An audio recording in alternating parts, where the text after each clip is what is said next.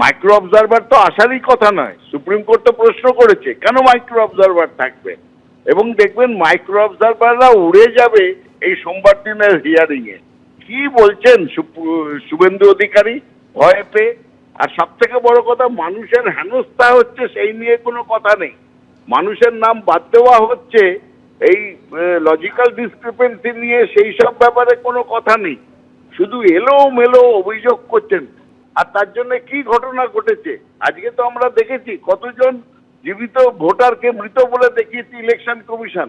তার দায়িত্ব কে নেবে? কাছে আমি অভিযোগ করেছি উত্তরকাঠি বিধানসভা কেন্দ্র, সেখানে বুথ নাম্বারও বলে দিচ্ছি, সেখানে মাইক্রো অবজারভারের সই জাল করা হয়েছে। আপনার মাইক্রো অবজারভারের সই জাল করা হয়েছে এবং তিনি যে ডাউটফুল ভোটারদের রেড ফ্ল্যাগ লাগিয়ে দিয়েছিলেন তাকে গ্রিন করে দেওয়া হয়েছে।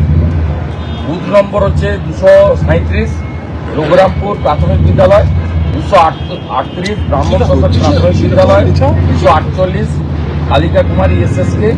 এইভাবে একাধিক বুথে মাইক্রো অবজারভারের সই পর্যন্ত জাল করে তার তিনি যে ডাউটফুল ভোটারকে রেড ফ্ল্যাগ লাগিয়েছিলেন সেটাকে গ্রিন করে দিয়েছে।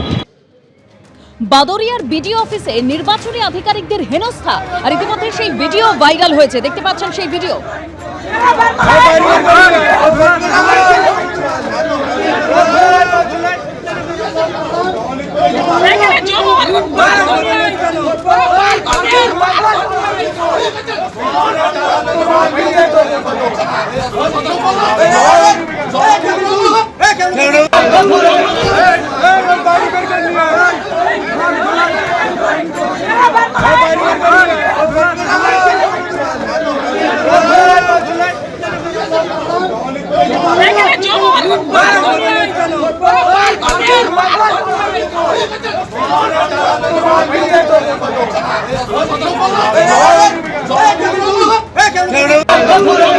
বাদুরিয়া বিডিও অফিসে তাণ্ডব চালিয়েছে তৃণমূল শুভেন্দু অধিকারী। তিনি ছবি পোস্ট করে এই অভিযোগ করেছেন।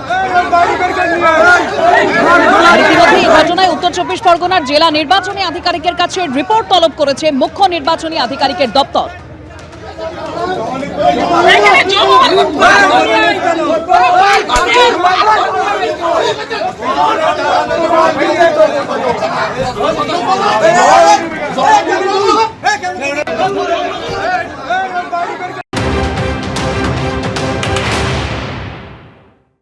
সাধারণ মানুষ তারা যদি এসআইআর এর পদ্ধতি নিয়ে বারংবার নোটিশ পাঠানো নিয়ে ক্ষিপ্ত হন, প্রতিবাদ করেন, তা তার সাথে সব বিষয় তৃণমূলকে জুড়ে দিতে হবে।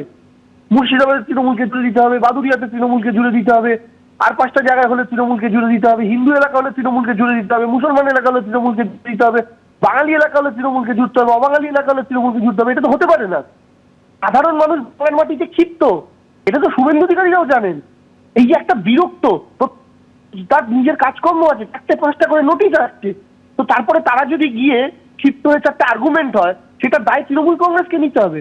অবশ্যই প্রশাসনের একটা দায় রয়েছে, প্রশাসনের সেই জায়গাগুলো সুরক্ষার দায়িত্ব রয়েছে, সেই নিয়ে অবশ্যই কথা বলা যেতে পারে। প্রশাসন অ্যাক্টিভ আছে বলেই বাংলার প্রত্যেকটা ব্লকে, প্রত্যেকটা পাড়ায় যেভাবে মানুষ ক্ষিপ্ত, তাহলে বাংলার 80,000 বুথেই এই ঘটনা ঘটতে পারত, কিন্তু সেটা ঘটছে না।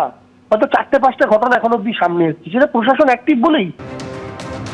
যে ভিডিও ভাইরাল হয়েছে আপনারা দেখতে পাচ্ছেন, একেবারে বাদুরিয়া বিডিও অফিসে নির্বাচনী আধিকারিকদের হেনস্থা করা হয়েছে এবং বিজেপির অভিযোগ যে এই ঘটনার পেছনে তৃণমূল রয়েছে।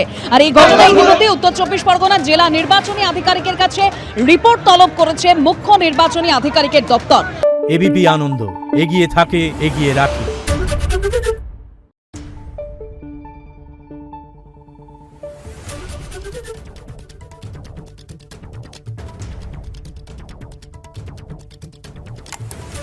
Thank you.